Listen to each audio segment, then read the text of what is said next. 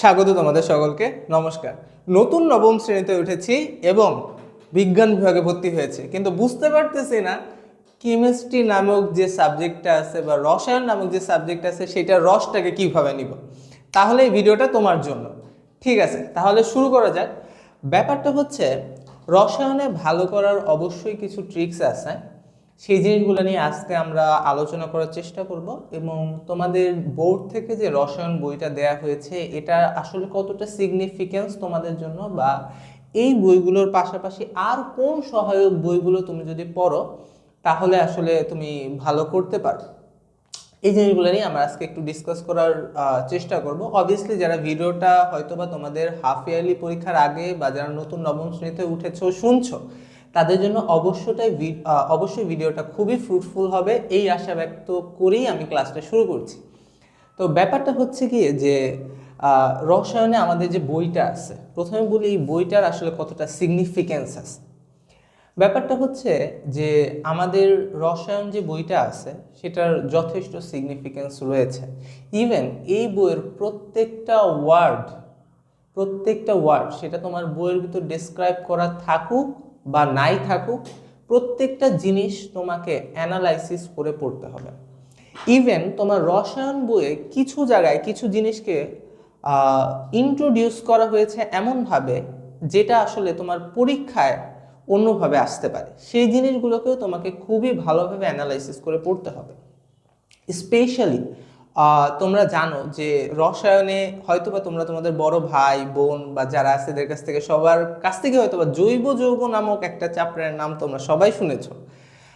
এই জৈব যৌগটাকে স্পেশালি একটা খুবই ওরিয়েন্টেড ওয়েতে যদি না পড়া হয়, আসলে তুমি বইয়ের কন্টেন্ট শুরু থেকে শেষ পর্যন্ত যদি 10 বারও পড়ে ফেলো তারপরও এটা খুব বেশি ইফেক্টিভ হবে না।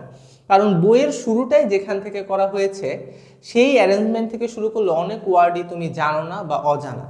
তো সেই জায়গা থেকে আমরা একটা ফ্লো চার্ট তৈরি করার চেষ্টা করছি যে আমরা কেমিস্ট্রি বইটা কখন পড়ব, কেমিস্ট্রি ক্লাসগুলোকে কিভাবে গুছাবো। কেমিস্ট্রি এমন একটা সাবজেক্ট যেখানে থিওরিটিক্যাল এবং mathematical both are very much important. সেই জায়গা থেকে আমরা আমাদের যে থিওরিটিক্যাল পার্টগুলো সেই জিনিসগুলো কীভাবে গুছিয়ে পড়বো এবং ম্যাথমেটিক্যাল ব্যাপারগুলো গুছিয়ে পড়বো, এই জিনিসগুলো নিয়ে একটু ডিসকাস করব। এখন একটা জিনিস দেখো, প্রথমে যেটা বলছি যে বইয়ের প্রত্যেকটা ওয়ার্ডকে অ্যানালাইসিস করে পড়তে হবে। এমন অনেক টপিক আছে যেই টপিকগুলো তোমাদের বইয়ে খুবই এলাবোরেটলি ডেসক্রাইব করা নেই, সেই জিনিসগুলোকে তোমাকে ডিসক্রাইব করে জানতে হবে। ফর এক্সাম্পল ধরো খুবই ছোট্ট একটা উদাহরণ দিই, তোমাদের বইয়ের অর্গানিক কেমিস্ট্রি একটা উদাহরণ দিই, যেখানে দেখবা যে একটা রিয়াকশন হয় অ্যালকাইল হ্যালাইডের CH3CH2, এগুলো তোমাদের আপাতত বোঝার দরকার নেই, কিন্তু এরকম একটা রিয়াকশন তোমাদের বইয়ে অর্গানিক কেমিস্ট্রিতে আছে। এই যে সোডিয়াম হাইড্রোক্সাইডটা দেখছো, এই রিয়াকশন হওয়ার ক্ষেত্রে এই সোডিয়াম হাইড্রোক্সাইডের পাশে এরকম দুইটা ওয়ার্ড লেখা ম্যান্ডেটরি, যেই ওয়ার্ড দুটা তোমাদের বইতে নাই, কিন্তু প্রত্যেক বছর বোর্ডে এখান থেকে কোশ্চেন আসে। এই ওয়ার্ড দুইটার সিগনিফিক্যান্স এখানে অনেক বেশি, কিন্তু এটা কিন্তু তোমার বইতে নেই। এটা অবভিয়াসলি একটা তোমাকে রিলায়েবল টিচার বা রিলায়েবল সোর্স থেকে আগে জিনিসটা শিখতে হবে। যার কারণে দেখো আমরা ফার্স্টে এই ফ্লো চার্টে রাখছি আন্ডারস্ট্যান্ড দ্য টপিক ফার্স্টেই বইয়ে না, ফার্স্টে এই টপিকগুলোকে তোমার বুঝতে হবে, একটা রিলায়েবল সোর্স থেকে বুঝতে হবে এবং তোমাদেরকে এটা এমনভাবে বুঝতে হবে যাতে ওই কোশ্চেনটা থেকে যতভাবেই ঘুরিয়ে প্রশ্ন করা হোক না কেন তুমি সেই জিনিসটাকে হ্যান্ডেল করতে পারো। সেকেন্ডলি যেটা আছে, তুমি তারপরে বইটা গিয়ে পড়বা। দেন তুমি যখন বইটাকে থ্রুলি পড়বা তখন তুমি একটা জিনিসের সাথে একটা জিনিসকে কোরিলেট করতে পারবা। যেমন ধরো তোমাকে আমি চ্যাপ্টার 2 এর অণু পরমাণু এই ওয়ার্ডগুলোর সাথে পরিচিত না করিয়েই প্রথমে যদি তোমাকে আমি আন্তঃআণবিক আকর্ষণ বল, কঠিন পদার্থ কিভাবে কাজ করে, তরল পদার্থ কিভাবে কাজ করে, অ্যাসিড ক্ষারের রিয়াকশন, এগুলো নিয়ে লেখাপড়া করাই, তোমার সব কিছুই মাথার উপর দিয়ে যাবে এবং তোমার কাছে তখন কেমিস্ট্রিটা হয়ে যাবে একটা বিভীষিকার মতো। সেই জন্য একটা রিলায়েবল সোর্স থেকে ওয়ার্ডগুলা পড়া বা বোঝা এটা খুবই বেশি জরুরি। দ্যাটস ওয়াই একজন প্রপার টিচারের কাছে তোমাকে পড়তে হবে। সেকেন্ডলি আসো, ভাই টপিক বুঝলাম, বই পড়লাম, কিন্তু অবভিয়াসলি ম্যাথ আর MCQ এর একটা ব্যাপার কিন্তু থেকেই যায়। ম্যাথ আর এমসিকিউ এর ব্যাপারটা কি করতে হবে, ম্যাথকে টাইপ ওয়াইজ তোমাকে করতে হবে। অবভিয়াসলি ম্যাথ প্র্যাকটিসের ক্ষেত্রে টাইপ ওয়াইজ ম্যাথ প্র্যাকটিস করা ভেরি মাচ ইম্পর্টেন্ট। না হলে তোমার কাছে মনে হবে তুমি এক অকুল পাথরের মধ্যে এসে পড়েছো, এত এত ম্যাথ কিভাবে কি করব তুমি কিচ্ছুই বুঝতে পারবে না। দ্যাটস ওয়াই যখন ম্যাথ করবা প্রত্যেকটা চ্যাপ্টারের ম্যাথকে টাইপ ওয়াইজ ভাগ করে করে করবা, ঠিক আছে, then it will be very much easy for you, ঠিক আছে, দ্যাটস এগুলো ইম্পর্টেন্ট। এবং যখন এমসিকিউ প্র্যাকটিস করবা, ভাই এমসিকিউ কেমনে প্র্যাকটিস করব, এমসিকিউ করতে যদি তোমার 1 মিনিটের বেশি সময় লাগে তাহলে তুমি অবশ্যই পরীক্ষা হলে গিয়ে ধরা খাবা, এটা নিঃসন্দেহে।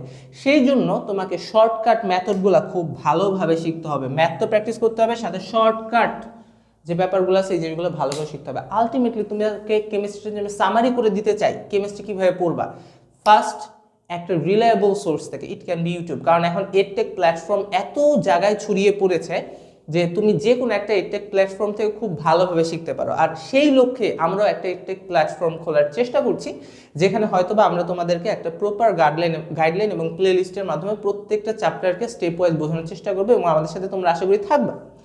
সেকেন্ডলি যেটা আছে যে আমাদের ক্লাসগুলো করানোর পর বা অন্যান্য ভাইয়া বা আপু যার কাছ থেকে তুমি ভালোভাবে বুঝতে পারো তার ক্লাসটা করার পর বইটাকে তোমাকে পড়তে হবে এবং ওয়ার্ড অ্যানালাইসিসের মাধ্যমে পড়তে হবে। দেন তোমাকে ম্যাথগুলোর উপর বেশি ডিপেন্ডেন্ট হয়ে ম্যাথগুলোকে তোমার টাইপ ওয়াইজ ম্যাথগুলোকে ভালো করে প্র্যাকটিস এবং সলভ করতে হবে। অ্যান্ড দেন যাতে তুমি অনেক ম্যাথ অনেক ভালো করে পারতে পারো, কিন্তু সময় একটা মেজর ফ্যাক্টর, যাতে অল্প সময়ে তুমি এই এমসিকিউটাকে কভার করতে পারো, এই জিনিসটাও তোমার এনশিওর করতে হবে। এটা তুমি তখনই এনশিওর করতে পারবা যখন তোমার কনসেপ্ট ক্লিয়ার থাকবে এবং তুমি শর্টকাটগুলো জানো। দ্যাটস ওয়াই এইটা সম্পূর্ণটা ছিল হচ্ছে যে একটা কেমিস্ট্রি বইটাকে তুমি কিভাবে পড়তে পারো, এবং শুরু থেকে তুমি যদি এইভাবে পড়তে পারো কেমিস্ট্রি বইটাকে, দেন এটা তোমার জন্য অনেক বেশি ইজি হবে। আর লাস্ট দুইটা ট্রিক্স তোমাদেরকে বলতে চাই। কেমিস্ট্রি পড়ার ক্ষেত্রে সবচেয়ে বেশি ইম্পর্ট্যান্ট হচ্ছে এই জিনিসটা জানা, রাসায়নিক সংকেত এবং রাসায়নিক বিক্রিয়া। রাসায়নিক বিক্রিয়া কোনো মুখস্থের বিষয় না, রাসায়নিক সংকেত শিখতে পারলে এবং বিক্রিয়ার মেন কনসেপ্টটা বুঝতে পারলে বিক্রিয়া তুমি নিজেই লিখতে পারবা। এইটাই হচ্ছে ব্যাপার। দ্যাটস ওয়াই অবভিয়াসলি বেসিক থেকে খুব ভালোভাবে শেখার চেষ্টা করো, এখনও এনাফ টাইম আছে। আর যদি কেউ বছরের শুরুর দিকে বা মধ্যের দিকে এই ভিডিওগুলো দেখে থাকো কিন্তু বুঝতে পারতেছো না কেমিস্ট্রি নিয়ে কী করবা, দেন তোমরা আমাদেরকে নক করতে পারো। ধন্যবাদ সবাইকে, আজকে এই পর্যন্তই ক্লাসটা শেষ করছি। পরবর্তীতে প্লেলিস্টগুলোতে তোমাদের স্বাগত জানিয়ে এই পর্যন্তই। ধন্যবাদ, নমস্কার।